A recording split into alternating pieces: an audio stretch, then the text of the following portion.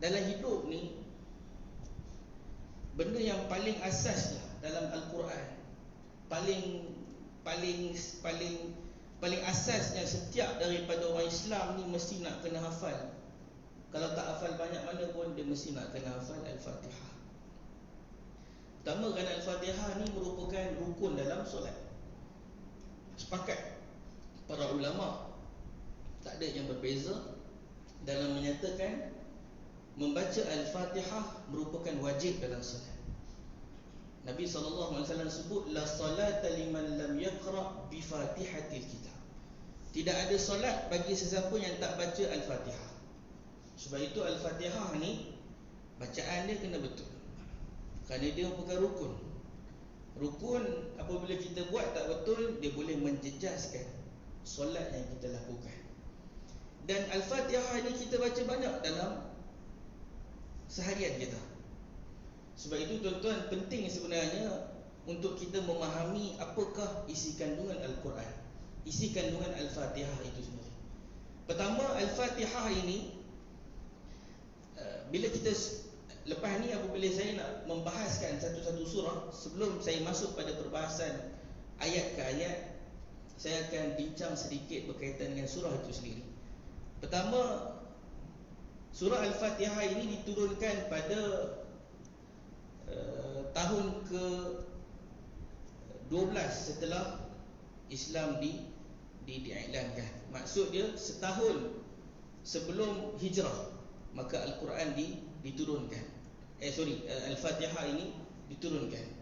Kerana pada tahun ke-12 itulah, setahun sebelum hijrah lah, solat diperintahkan dan diwajibkan ke atas setiap orang Islam. Tidak semua surah kita belajar. Nanti tuan-tuan kalau belajar ulum Quran, tuan-tuan akan belajar satu bab, kita panggil dia sabab nuzulul Quran, sebab kenapa Al-Quran diturunkan. Tetapi kita kena jelas, bukan semua surah di dalam Al-Quran ada sebab nuzul dia. Tak semua surah dalam Quran ada sebab nuzul dia. Antaranya surah Al-Fatihah, dia tak ada sebab nuzul dia. Tetapi kita tahu bacaan Al-Fatihah ni daripada mana? Daripada pensyariatan solat yang diwajibkan ke atas umat Islam ketika itu. Kerana Al-Fatihah ini wajib. Bila diwajibkan solat, maka ketika itulah Nabi SAW mengajarkan surah Al-Fatihah kepada para sahabat. Kemudian Al-Fatihah ni tuan-tuan, ada beberapa kelebihan yang disebut oleh Nabi SAW. Antaranya, kalau kita perhatikan dalam hadis, Nabi SAW sebut, qasamtu as-salati bainal 'abd, qasamtu as-salat baini wa baina 'abdi nisfain. Aku membahagikan dalam solat ini di antara aku dan hamba aku ini kepada dua. Wali 'abdi ma sa'al, dan bagi hamba aku ini apa yang dia kehendakkan. Maksud dalam solat kita ini, apa yang kita minta, kita akan dapat. Ketika mana satu orang hamba baca Alhamdulillahi Rabbil Alamin, maka Allah Subhanahu Wa Ta'ala akan sebut Hamadani Abdi, telah bertahmid, telah mengucapkan pujian kepadaku hambaku itu. Ar-Rahmanir Rahim, Ar-Rahmanir Rahim, asna alayya abdi, telah memuji hambaku kepadaku dengan perkataan Ar-Rahman Ar-Rahim, sehinggalah kepada iyyaka na'budu, sehinggalah ke ihdinas siratal mustaqim, sampailah waladdallin. Dalam surah Al-Fatihah ni, Nabi SAW gambarkan apa? Nabi SAW gambarkan dalam surah Al-Fatihah ini adanya satu proses kita sebagai hamba minta doa kepada Tuhan. Nanti kita akan lihat, bila kita menilai surah Al-Fatihah ni, kita boleh bahagikan kepada tiga bahagian.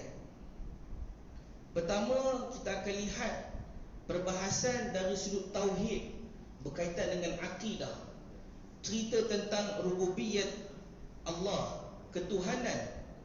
Kemudian kita akan lihat pada fasa yang kedua dalam surah Al-Fatihah menceritakan tentang ibadah. Pada ayat iyyaka na'budu wa iyyaka nasta'in.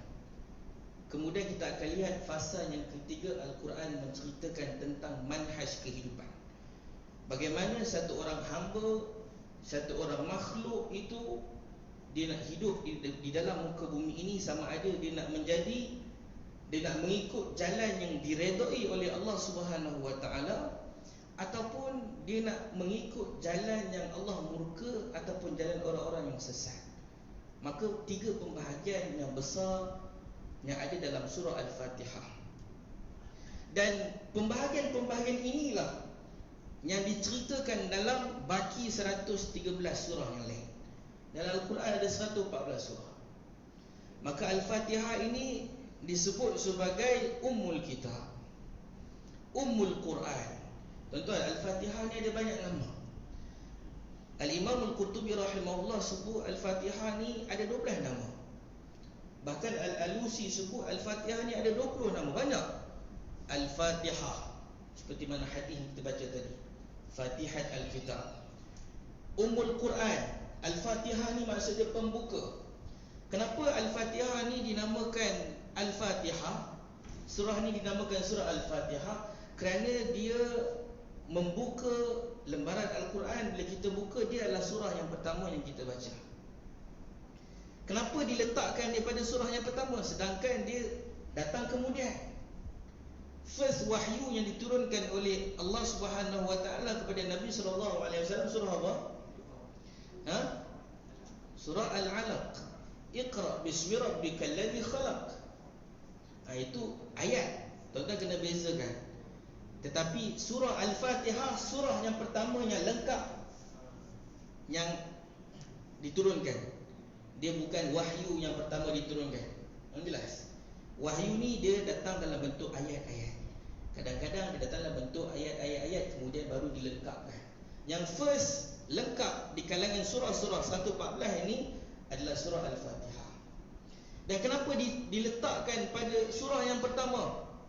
Kerana surah Al-Fatihah ni dia mencangkupi setiap perbahasan berkaitan dengan apa yang perlu dibahaskan oleh manusia. Dia berkaitan dengan tauhid ada, dia berkaitan dengan ibadah, menceritakan tentang kehidupan selepas mati, menceritakan tentang manhaj kehidupan, tasawuf, akhlak dan sebagainya. Semua terangkum dalam surah Al-Fatihah. Dan intisari-intisarinya semua berada pada surah-surah yang selepas itu. Sebab itu Al-Fatihah ini diletakkan pada pembukaan, yang permulaan. Dinamakan Al-Fatihah Ummul Quran, Ummul Kitab.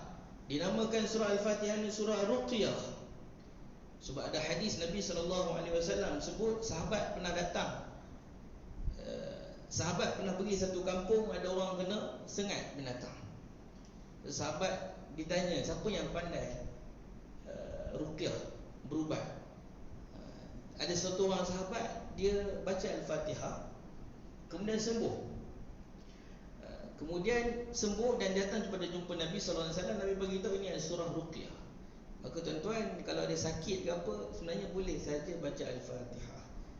Kadang-kadang tak perlu kita pergi jumpa orang, kita sendiri baca dan mudah-mudahan akan disembuhkan. Surah Al-Fatihah kadang-kadang disebut sebagai surah Ar-Ruqyah. Ruqyah, okey, jampi. Ruqyah ni maksud jampi. Bahasa kita jampi. Juga disebut surah Al-Fatihah ni surah apa? Al-Quranil Azim, Quran yang besar.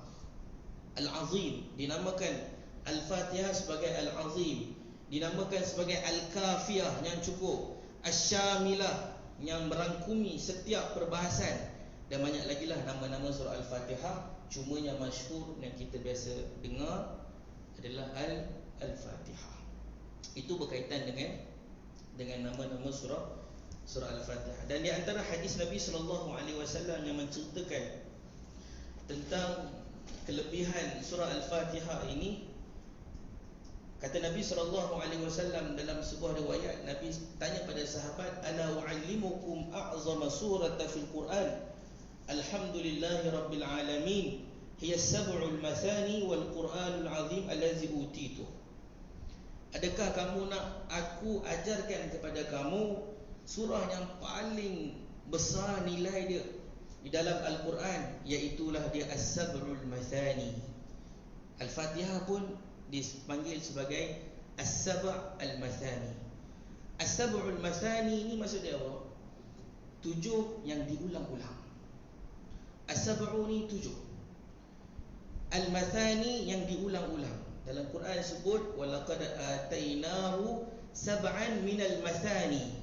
Dan kami telah turunkan kepada engkau sab'an minal mathani, 7 yang sentiasa diulang-ulang. Para ulama bincang 7 ni apa? Sebahagian besar jumhur kata 7 yang diulang-ulang ni dia merujuk kepada surah Al-Fatihah yang sentiasa diulang-ulang dalam bacaan solat kita.